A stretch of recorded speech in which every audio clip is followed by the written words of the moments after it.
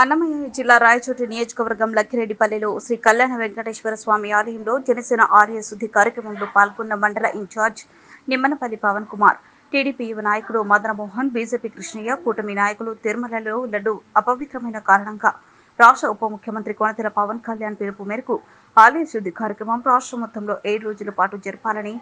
జనసేన నిర్ణయించిన కారణంగా నిన్నటి రోజున నిమ్మనపల్లి పవన్ కుమార్ కూటమి నాయకులందరూ పాల్గొనాలని పిలుపునిచ్చారు. మిత్రధర్మం పాటిస్తూ టీడీపీ నాయకులు కార్యకర్తలు, బీజేపీ నాయకులు కార్యకర్తలు అందరూ కలిసి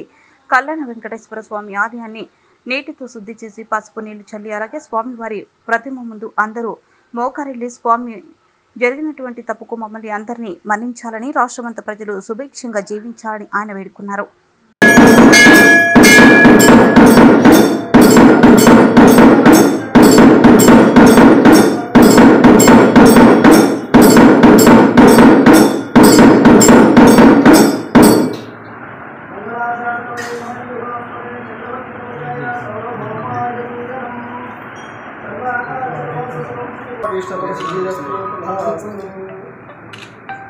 बीजेपी कृष्ण गारू